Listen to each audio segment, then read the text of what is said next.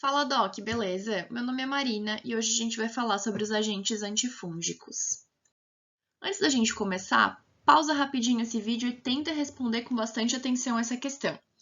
Selecione a alternativa que relaciona corretamente o fármaco antifúngico e o seu mecanismo de ação. Não conseguiu ou ficou com alguma dúvida? Não tem problema, porque até o final desse vídeo vocês já vão ser capazes de responder.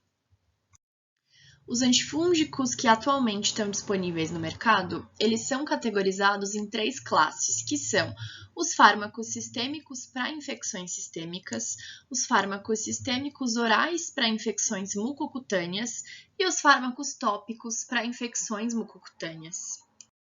Em relação aos fármacos sistêmicos para infecções sistêmicas, a gente tem disponível hoje no mercado a anfotericina B, a flucitosina, os azóis e as equinocandinas, e a gente vai ver um pouquinho sobre cada uma dessas classes. As anfotericinas são classificadas em A e B, e ambas são antibióticos antifúngicos produzidos pelos Streptomyces nodosos. No entanto, a AA não é utilizada clinicamente. Tá? Durante muitos anos, a anfotericina B foi o único medicamento antifúngico eficaz disponível para o uso sistêmico. Embora sim ele seja altamente eficaz em muitas infecções graves, ela também é bastante tóxica. E como que ela funciona? A anfotericina B ela é seletiva no seu efeito antifúngico porque ela explora justamente a diferença na composição lipídica das membranas celulares de fungos e de mamíferos. Existe o ergosterol, que é um esterol de membrana celular, e esse esterol é encontrado na membrana celular dos fungos. Já o esterol predominante nas células, tanto bacterianas quanto de seres humanos, é o colesterol. A anfotericina B, então, vai se ligar a esse ergosterol e vai alterar a permeabilidade da célula ao formar poros associados à anfotericina B na membrana celular. Hoje, a gente já tem outros tipos aí de antifúngicos disponíveis no mercado. No entanto, a anfotericina B continua sendo o antifúngico com maior espectro de ação. Ela tem atividade aí contra leveduras clinicamente significativas, inclusive Candida albicans e Cryptococcus neoformans, contra organismos causadores de micoses endêmicas, como por exemplo Histoplasma capsulatum, Blastomyces dermatitidis e Coccidioides imitis, contra fungos patogênicos, como por exemplo Aspergillus fumigatus, e também contra os agentes da mucormicose. A anfotericina B também tem sido utilizada com frequência como regime de indução inicial para reduzir rapidamente a carga fúngica, para em seguida ser substituída por um dos azóis mais modernos para terapia crônica ou para prevenção da recidiva. Essa terapia de indução é particularmente importante em alguns casos, como em pacientes imunossuprimidos ou com pneumonia fúngica grave, meningite criptocócica grave, ou infecções disseminadas de uma das micoses endêmicas, como por exemplo histoplasmose ou coccidioidomicose. Em relação ao mecanismo de resistência, ela acontece quando a ligação com o ergosterol é prejudicada, quer por redução da concentração de ergosterol na membrana, quer por modificação da molécula de esterol-alvo para reduzir sua afinidade com o fármaco. A toxicidade da anfotericina B pode ser dividida em duas grandes categorias, que são as reações imediatas, relacionadas com a infusão do medicamento, e aquelas que ocorrem mais lentamente. Em relação à toxicidade relacionada com a infusão, são reações quase universais e consistem em febre, calafrios, espasmos musculares, vômito, cefaleia e hipotensão. Essas reações diminuem quando se reduz a velocidade de infusão ou a dose diária. Ainda, a pré-medicação com antitérmicos, antihistamínicos, com petidina ou com corticoides pode ajudar. Já em relação à toxicidade cumulativa, a lesão renal é a reação tóxica mais significativa. Ela ocorre em quase todos os pacientes que são tratados com doses clinicamente significativas de anfotericina, e o grau de azotemia é variável e, com frequência, se estabiliza aí durante a terapia, porém, em alguns casos pode ser grave o suficiente para exigir diálise. No geral, a toxicidade renal se manifesta na forma de acidose tubular renal e aí em perda grave de potássio e magnésio. Também pode-se encontrar anormalidades nas provas de função hepática. Essas anormalidades são ocasionalmente observadas e também pode-se achar em um grau variado de anemia decorrente da produção reduzida de eritropoietina pelas células tubulares que foram lesionadas, né, lá na função renal. Além da anfotericina B, a gente tem a flucitosina, que é captada pelas células fúngicas por meio de uma enzima chamada de citosina permease. Ela é convertida em nível intracelular, primeiramente, a 5-FU e, em seguida, a monofosfato de 5-fluorodeoxiuridina e a trifosfato de fluouridina, que inibem aí a síntese de DNA e RNA, respectivamente.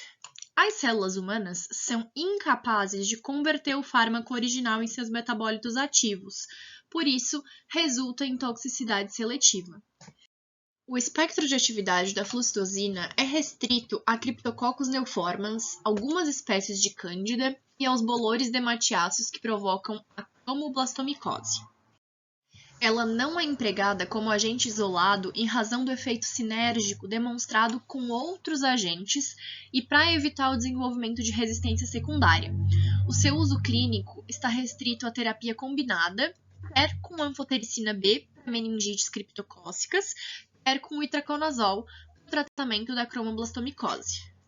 Acredita-se que a resistência a esse fármaco seja mediada por alterações no metabolismo da flucitosina, e, embora incomum em isolados primários, ocorre com rapidez no curso de monoterapia. Em relação aos efeitos colaterais, eles resultam do metabolismo, provavelmente aí pela flora intestinal, para formar o composto antineoplásico tóxico fluoruracila. A toxicidade, como efeito adverso mais comum, é a toxicidade de medula óssea, produzindo então anemia, leucopenia e trombocitopenia. Além disso, podem acontecer alterações enzimáticas, mas com menor frequência. Outra classe muito utilizada são os azóis. Eles são compostos sintéticos que podem ser classificados como imidazóis ou triazóis, de acordo com o número de átomos de nitrogênio no anel azólico de 5 membros. O grupo dos imidazóis é formado pelo cetoconazol, miconazol e clotrimazol, sendo que esses últimos dois são usados apenas para tratamento tópico, enquanto o grupo dos triazóis é formado pelo itraconazol, pelo fluconazol, pelo voriconazol e pelo posaconazol. A atividade antifúngica dos azóis resulta de uma redução da síntese do ergosterol por meio da inibição de enzimas do citocromo P450 fúngicas. A toxicidade seletiva dos fármacos azóis resulta de sua maior afinidade pelas enzimas fúngicas do citocromo P450 do que pelas humanas. Ainda, os imidazóis têm um grau menor de seletividade do que os triazóis, contribuindo para uma maior incidência de interação medicamentosa e de efeitos adversos. O espectro de ação dos azóis é bem amplo, incluindo muitas espécies de Cândida, Cryptococcus neoformans, micoses endêmicas, como blastomicose, coccidiomicose e histoplasmose, dermatófitos e, no caso do itraconazol e do voriconazol, até mesmo infecções por aspergilos. Os azóis também são úteis no tratamento de organismos com resistência intrínseca à anfotericina, como a Pseudolascaria boyd.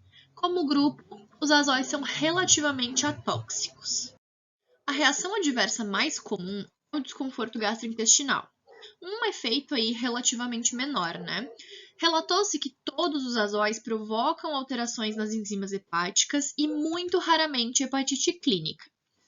Todos os azóis tendem a produzir interações medicamentosas, porque, apesar de em menor extensão do que em relação aos fungos, eles afetam o sistema de enzimas citocromo P450 também dos mamíferos. Sobre o itraconazol, uma interação medicamentosa importante é a menor biodisponibilidade do itraconazol quando administrado com as rifamicinas. Ele é o azol preferencial para o tratamento de doenças provocadas pelos fungos dimórficos, Histoplasma blastomyces e Sporotrix, e ele é muito utilizado no tratamento de dermatofitoses e da onicomicose. Já o fluconazol é o azol preferencial para o tratamento e para a profilaxia da meningite criptocócica. Ele é o agente mais empregado também no tratamento da candidíase mucocutânea. Em relação ao voriconazol, ele é menos tóxico do que a anfotericina B e ele é o tratamento preferencial para a aspergilose invasiva e para alguns bolores do meio ambiente. Já o posaconazol é o membro da família dos azóis com maior espectro de ação, tendo atividade contra a maioria das espécies de cândida e aspergilos. Além disso, ele é o único agente com atividade significativa contra os agentes da mucormicose. Outra classe são as equinocandinas. Elas agem a nível da parede celular fúngica, inibindo a síntese do beta-1,3-glicano. Isso resulta numa ruptura da parede celular fúngica e em morte celular. Fazem parte dessa classe a caspofungina, a micafungina e a anidulafungina. Esses agentes são ativos contra cândida e aspergilos, mas não contra Cryptococcus neoformans ou os agentes da zigomicose e da mucormicose. A capofungina é licenciada para o uso no tratamento das infecções por cândida disseminada e mucocutâneas, bem como na terapia antifúngica empírica nos casos de neutropenia febril, tendo em grande parte substituído a anfotericina B para essa última indicação.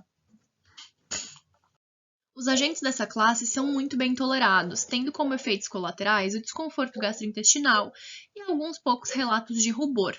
No entanto, se observou a elevação das enzimas hepáticas em diversos pacientes que receberam a caspofungina em combinação com a ciclosporina, razão pela qual essa combinação deve ser evitada. Em relação aos fármacos antifúngicos sistêmicos orais para infecções mucocutâneas, a gente tem a grisefulvina, que é um medicamento fungistático, seu único uso é o tratamento sistêmico da dermatofitose. O mecanismo de ação em nível celular ainda é desconhecido, mas se sabe que ela se deposita na pele recém-formada, onde vai se ligar à queratina, protegendo a pele contra novas infecções. Além dela, a gente tem a terbinafina, que é utilizada no tratamento das dermatofitoses e, em especial, a onicomicose. Assim como a griselfulvina, ela é um medicamento queratolítico, mas, diferente daquela, é fungicida. Como os fármacos azóis, ela interfere aí na biossíntese de ergosterol, mas, no lugar de interagir com o sistema P450, ela vai inibir uma enzima fúngica chamada esqualeno-epoxidase. Os efeitos colaterais dessas duas são raros, consistindo principalmente em desconforto gastrointestinal e cefaleia. Em relação aos fármacos tópicos para infecções mucocutâneas, a gente tem a anistatina, que é ativa contra a maior parte das espécies de cândida e é bastante utilizada. Algumas indicações comuns incluem a monilíase orofaríngea, a candidíase vaginal e as infecções intratriginosas por cândida. Também temos os azóis tópicos, dentre eles os mais comuns são o clotrimazol e o miconazol, e eles podem ser utilizados para diversas condições, como por exemplo o tratamento da candidíase vulvovaginal. Também as pastilhas de clotrimazol oral estão disponíveis aí para o tratamento de monilíase oral. Na forma de creme, os dois são úteis para infecções dermatofíticas, inclusive as tinhas, do corpo, do pé e a crural.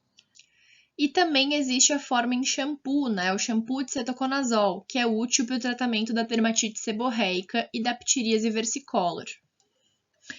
E por último, a gente tem as alilaminas tópicas, como a terbinafina e a naftifina, que são as alilaminas disponíveis como cremes tópicos. As duas são efetivas no tratamento da tinha do corpo e da tinha crural. E agora, Doc, eu tenho certeza que você já consegue responder aquela pergunta lá do começo do vídeo.